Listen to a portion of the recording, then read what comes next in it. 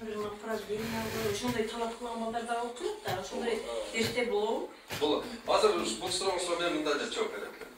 Азыр биздин Кубаныч Кантороев деген бир агабыз элдик салым деген бир проекттин үстүндө иштеп атат да. Ал мындай болот экен. Студент болобу, пенсионер болобу, иши кылса телефону болсо эле, Ошка болобу, Мегаком болобу, или Билайн болобу, жанагыдан 1 сом алынат, балансында акча болсо, естественно. 1 сом алынат дагы, мисалы үчүн, Кыргызстанда 7 миллион киши болсо, 12 миллион телефон көтөрөт. Мисалы 12 миллион симканын, мисалы үчүн 2 миллиондун акчасы болбосун, 10 миллиондун акчасы болот экен да. 10 миллион каражат түшөт экен күнгө. Анан ошол каражаттар, мисалы үчүн, бир казанга куюлат дагы, ошол казандын бир 20 мындай баягында чыга турган эмелери болот экен. Каналдар болот экен, баягы казанга түшө берет акча. Мына бирөөсү мисалы үчүн жетим балдарга, карлар үйүнө, анан больница куруш үчүн, анан кийин мисалы үчүн анча-мынча эмне жолго, анан кийин мына студенттер, мисалы үчүн колунда жок студенттерди поддержка кылып, мына илимий изилдөөчүлөрдү 20 эме болот экен, котелго күнүгө 7 миллион чөтө ошол жака кете берет да. Мына ошодон мисалы Кубаныч акеден биз суралдык, Кубаныч аке мынабу Жалал-Абадта мынау Кадыржан Батыровдун университети пустой турат. Анан ошол жерге прокуратуранын неме кызматкерлери келип туруп, анан кийин бир ГАИ дейт, ошондой кирген экен. Ошол ГАИ менен немени чыгарып, кайра өздөрүнүн зданиясына же куруп берип, алар чыгарып туруп, жанагы жерди кайрадан капиталдуу ремонттон чыгарып туруп, анан кийин сиз айткандай, биз барган жерибизде, мисалы үчүн чогулушка эртең менен саат 10-до келишти, чоңдор, биз алар менен сүйлөштүк, саат 12-де чогулуш бүтөрүнө жаш балдарды 5-6 мектептен баланы алып келдик. Анан ошол жерде мен агроном деген сочинение жаздырдык. Олорго 5-6 күн мурун айттык, сочинение бериңиз, кыргыз тили адабият эчекесин айттык да. Болбосо через министерство кетет да, мен неге агрономияны жакшы көрөм, мен эмне деп туруп, ошол жерде сочинение жазат деме кылат, ошол жерден бул баягы агрономияны как культ кылып туруп, шуну карап коюп эле бир эме ошондой кылып туруп тартайлы деген ойлорубуз бар. Анан кийин мына ошол Кадыржан Батыровдун университетине действительно дүйнөлүк баягындай атагы чыккан чоң илимий иштерди алып келип, ошонун эмесин методикасын балдарга үйрөтүп, азыр бизде чынын айтып койгондо мына биз Борбор Азия багбандар билимдиги канча жыл болсо ошо баягы биз билип элдерге айтып аткан маселени билген агроном жолуктурбайбыз. Вот ушунусу ушунчалык плачевно, обидно болот. Ошол айыл чарбада иштеген 11.000 адис болсо, ошолордун ичинен ушинтип биз билген теманы элге жеткирип айтып бере эле турган адис жок экен.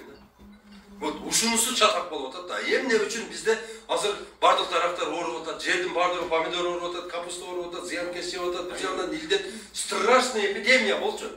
А ошону не кылып атышат? Булар сразу эле химияга салып атат, не остаточный процент калып атат ал жерден, аны деген элине жеп атат, жегенден кийин бардыгыбыздын боорубузда калып атат ал. Мисалы үчүн азыр барабыз, бардыгыбыз тамак жейбиз, алма жейбиз, картошка бышырылган болот, тиги болот, бүгө болот. Ошону мы каждый день вот мы себе проблемы копим. Вот здесь копим. А бул бир күнү барып туруп, не толгондон кийин уже келди, болду, предел болду. Жарылат. Bir жылда 5000 киши жаңы онкология оорусу менен жабыркап атат.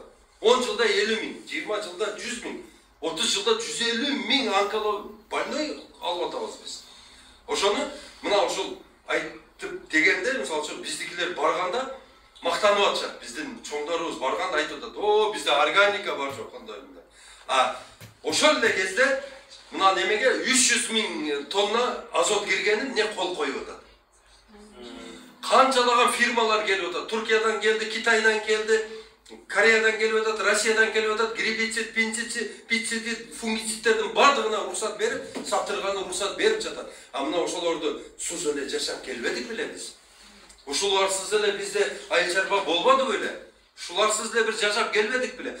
Бул ушунун бардыгы эмне? Бизнес. Мына мисалы үчүн тетигилер агрохимия саткандар бизди оорутат. Анан кийин бизди паттипа лечение кылгандай болуп туруп, фарм компаниялар өздөрүнүн дарыларын тыгып атат. Бизди как мындай полигон кылып алышты да. Полигон для выбивания денег. Ошону түшүнгөн бизде чоң болбойт, чоң. Чоңдорубузду ошонун ошого акылы жетпейби, же эмне болуп атат? Ошону мисалы үчүн бөгөт койсо болот. Мына баягы эл мына күчүрмөнөн менин чоң атам, менин чоң энелерим мына 30 каналды мен чоң энем кол менен казган. Мен чоң атам кол менен казган. А бул жерде ошол кезде эмне болгону эмне кыргыздар 3 миллионго жетпеген эл элек.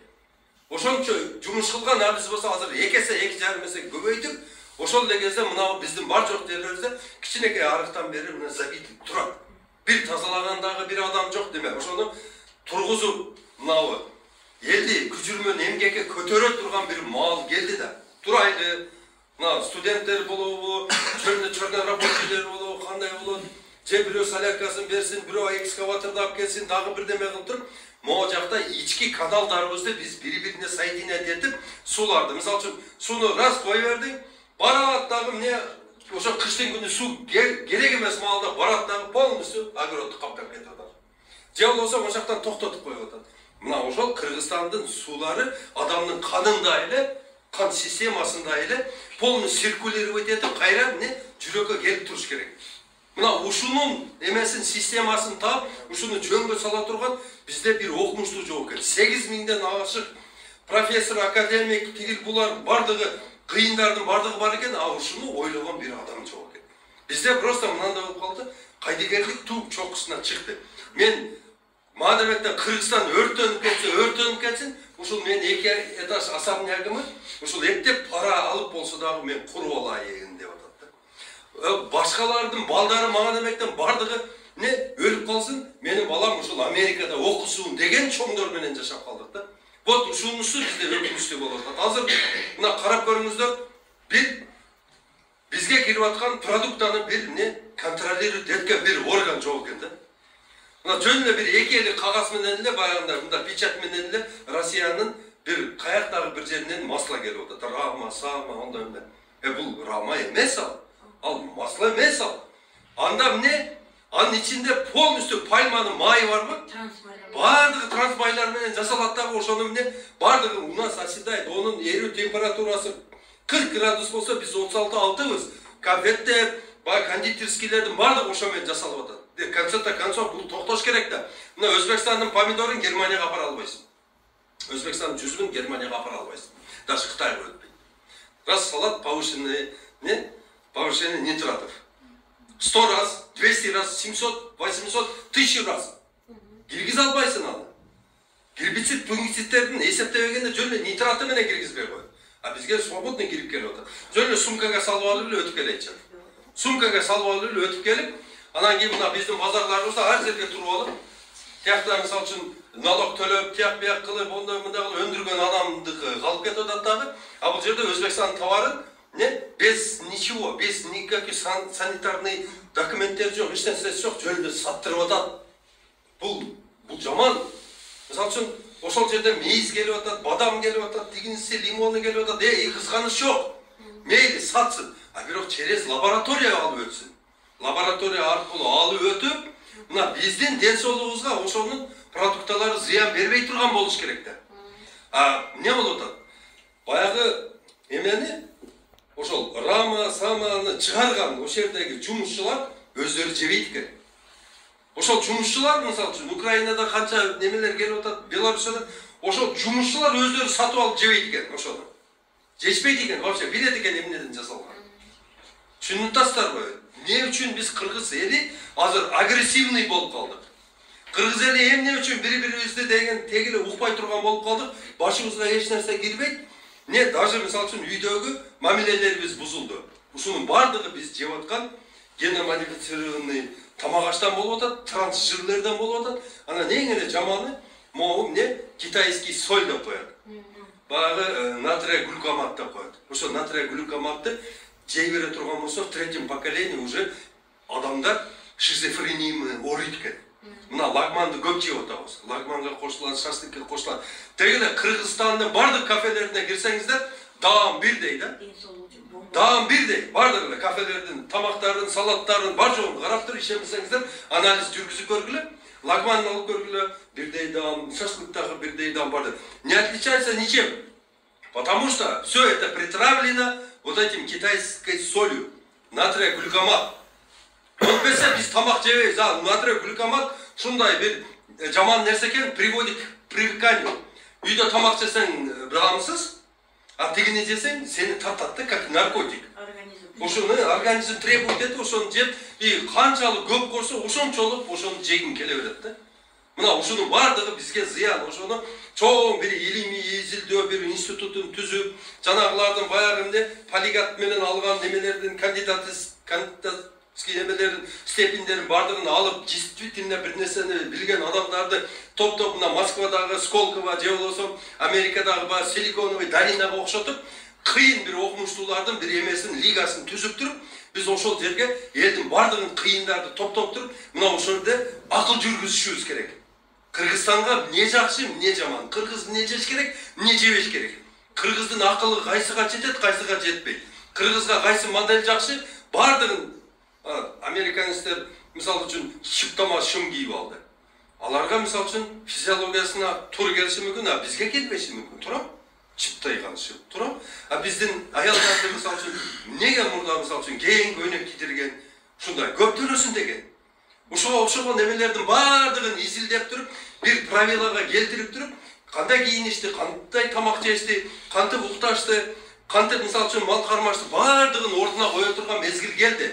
Ошон үчүн мен дайыма айтып жүрөм. Эртеге ошо Кубаныч Кантореев деген агабыз ушул фондду түзүп, ушул ишке ашып кала турган болсо, ал жерден түшкөн каражаттарды именно ушул иштерге жумшайбыз дагы, полностью кыргыздын бир өзүнүн моделин ойлоп чыгып, ушуну жолго салбасак болбой калды. Ошонун ичинде мына ушул биздин тармагыбыз багбанчылык. Багбанчылыкты дагы мына инем айтып кетпедиби? Каждый 100 метрде климат алмашат. Ошо казыр 100 метрди изилдеп туруп, мына өзүбүздө инвитро лабораториясы менен ушундай өзүнүн институту менен, академиктери менен, окумуштуулары менен көчөткана болуш керек өзүбүздө. Бир чоң бир эмне башкара турган жери, и анан кийин тармактарда. Ошону анан ошол жерде изилдеп чыгып, так, мына жерде мына мисалы үчүн мына Фуркаттан баштап, тиги мына кыргыз шекке чейин мына карап, так, изилдечи мындай кылчы, шамал каяктан болот экен, күн каяктан тиет экен. Топурагын алчы, неме кылчы. Мындай бир аз бул жерге эмерак кылышыбыз керек экен. Ошондо туура келет экен. Давай мындай эмени мынаны жаз деп туруп, коттум ошол көчөт тап келип бериш керек. Ошондо проблема болбойт. Ойбай, эми мына ушуларды чече турган мезгил келди да. Эми качангыча эле түрктөр бизге берип берет экен. Качангыча эле бирөө кылып бериш керек. Качан жолду Кытай салып атса, мечитти арабтар салып атса, больницаны да бирөө салып берип атса. Туура? Бар жоту. Анан үйдү өзбектер салып берип атса, үйдү. Полностью. Туура? Бар кыргыз эмне кылып атат онда? Кыргыз гана жатат. Той. Кыргыз той кылып атат, да? Карызга кредитке батып, аяктагы бир жолу Кара Суудан Ошко алып келип койгон таксистти деле чакырып алабыз тойго келгенде. Бул эмне деген бул деген?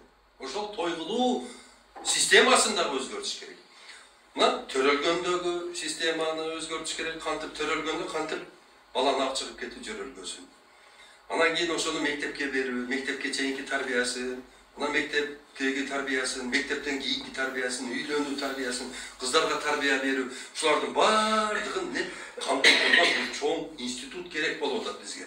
Антпей турган болсок, биз кыргыздар баягындай бири-бирибизден өтөбүн деп наркы дүйнөгө өтүп кетип атабыз. Баягындай перебор кылыпчы. Ошон үчүн туугандарым, бардыңыздарды айтамын, мына агрономияга команда болдуңуздар, туугандар. Азыр мен силерге бир эме ачамын, WhatsApp группа ачамын, отдельно. Бир бекитип койгон бир номерим бар. Ал жерге неме баягындай реклама, зикрама эч неме барбайт. Ошол жерде бири-бирибизди бат-бат сурап, кандай эмне кылып атасың, кандай студенттер топтойлубу, топтойлу, мына ошол табият таанууну бер Ахмер. Анан айтишниктерди азыр биздин айыл чарбага бардык экен. Азыр системага койгон, айти коюп баягы полностью башкаруу системасына коюп, биздин мисалы үчүн телеграм группага кандай киши кириш керек, ошолго кирген кишиге кандай приветствие, ошол кишинин муктаждыгы эмнеде, кокон гиластабы, өлүктөбү, черешнядабы, ошону бөлүп подраздел кылып, анан ол сразу ошол жака кирет. Малинабы, карагатпы, ошол жерге кирип, ошол жердин анан өзүнүн эмне адисин коебуз. Ол эмне ошол жерде, мисалы үчүн Айпери Стенли боюнча, мисалы үчүн кайнолу боюнча, кайнолунун подразделениясы боюнча Айпери алат. Бияк гиласты алат. Мисалы үчүн мына карындашым анын үстүнө анан бек болот. Анан Руслан карап турат. Кокустан бир жерден ката болуп кала турган болсо, хикмет менен жумшак кылып Айпери мындай болот карындашым, өтө жакшы айттың деп, муну дагы сагын сындырбай ошондой айта турган балдарыбыз бар. Айтып, ошол Telegram группаны эле күчөтө бере турган болсок, ошол жерге кирген адамдардын кызыгуусу күндөн күнгө артат дагы, ошол жер бир площадка болуп калат. Обязательно мен Баткенге барып, он деген үйүнөн алып чыгып, суукта onu bir залга камап алып отурушун кереги жок. Ал деген үйүндө эле bir ekrandын астында отуруп алып эле мен менен кенен сүйлөшүп, анан Zoom'га киргизе баштайбыз. Мисалы үчүн Zoom'ду Айпери өзү организовать этет. Туугандар, бүгүн Стенли сливасы боюнча мен доклад даярдадым. Мен спикермин. Анан кийин мындай жардам ушундай неме кылып туруп, докладчы Абдулла Ташиевич менен Бекболот Кыламов кирет деп коет. Анан ошол жерде мен кирем деп жазылат. Чектейсиң дагы, мисалы үчүн 40 киши же 50 киши кылып туруп, ошол жерден каражаттарды сагып которуп беришет. Которгонун киргизип тактап туруп, саат мисалы үчүн 3 күн мурун коесуң, ошол жерден анан кийин мен сабак беремин. Бекболот сабак берет дагы. Слива боюнча кенен кесири ошол жерде 2 саат бардыгынын суроосуна жооп беребиз. Анан эртеси күнү гилас жөнүндө, анан ортосунда анжир жөнүндө, хурма жөнүндө, ошентип баягы мобилдүү иштешибиз үчүн ошону площадка кылып бериш үчүн бизге IT специалисттер, ошол биздин чогулушка элди чакырып бере турган МММшиктер, ушулардын бардыгы бизге керек экен да. Ошол туугандар. Мына силердин суроолоруңарга жооп бердикпи? Биз берген жокпуз. Берликсиздерби? Силерге жооп берип коелу.